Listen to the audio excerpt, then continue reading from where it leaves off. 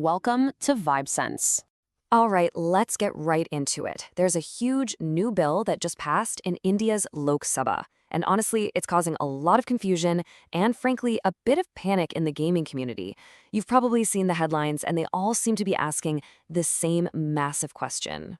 And let's be real, for most of us, that big question is, what about the games we actually play? The ones we're grinding every single day. What does this all mean for huge titles like BGMI or Valorant? Are they gone? Okay, let's just rip the Band-Aid off right away. The answer? A big, fat no. Seriously. If you're an esports fan, if you're a player of these kinds of free-to-play games, you can take a deep breath. This bill is not targeting you. Phew. Okay, so now that we've all calmed down a bit, what is this new law all about? Well, it really boils down to one super important difference: the line between what's banned and what's totally fine. See, the whole thing, the entire law is built around this one idea: a real money game, or RMG for short. The magic words here are stakes or wagers, money.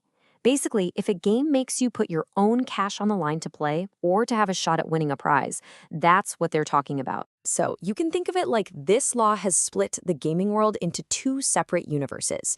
In one universe, the banned one, you've got games where you're playing for a monetary stake. Things like fantasy sports, online rummy, and poker. But in the other universe, the one that's allowed, are all the games that make money in other ways, like through in-app purchases or just showing you ads. It's all about how the game makes its money. Let's make this super clear with some real examples. Over here in the banned column, you can see exactly the kinds of platforms this law is going after. But now, look at the allowed column. See? It's jam-packed with the games that are the heart and soul of esports in India. Your daily grind in BGMI or Valorant? Totally safe, because you're not putting money down to play a match.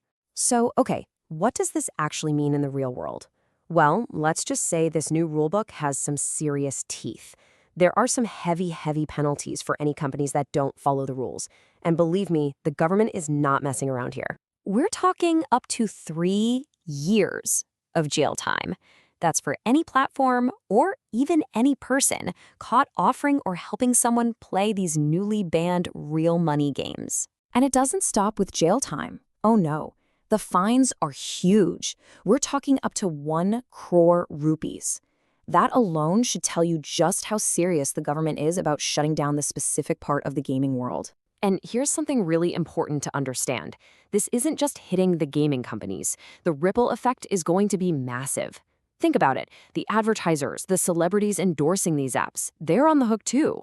Even app stores like Google Play and payment gateways will have to block these platforms. It's like a total system-wide cleanup. Which, of course, leads to the big question: why? Why is the government doing all this? And why now? Well, turns out there are a few key reasons behind this whole thing. Okay, so the government has laid out a bunch of reasons. They're talking about everything from trying to curb gaming addiction and protecting people from losing a lot of money to cracking down on fraud and money laundering. Plus, they want to get rid of this messy patchwork of different state laws and just have one clear national rule for everyone. And here's the really interesting part for us. They say part of the goal is to finally give esports the official recognition it deserves by separating it out from all the betting stuff. So listen, even though the bill made it through the Lok Sabha, this whole saga is far from over. There are still a few more hoops to jump through before this becomes the law of the land. And honestly, there are still some huge questions floating around. So next up, the bill has to pass in the Rajya Sabha. If it does that, the government will then officially publish the final rules, and only then will we see this thing actually being enforced across the country.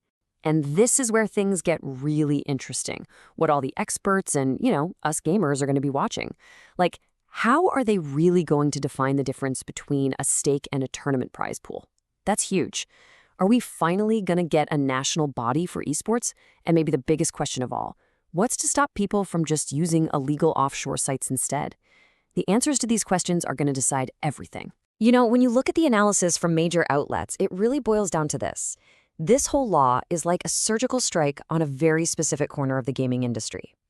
And the potential silver lining here is that by drawing this super clear line in the sand, esports might finally get the official stamp of approval it's been fighting for. So that leaves us with this huge, fascinating question for the future, doesn't it? Is this big bet by India going to turn the country into a global esports superpower? Or is it just going to create a brand new underground black market for the stuff that's now banned? I guess we'll have to wait and see. Thanks for watching VibeSense.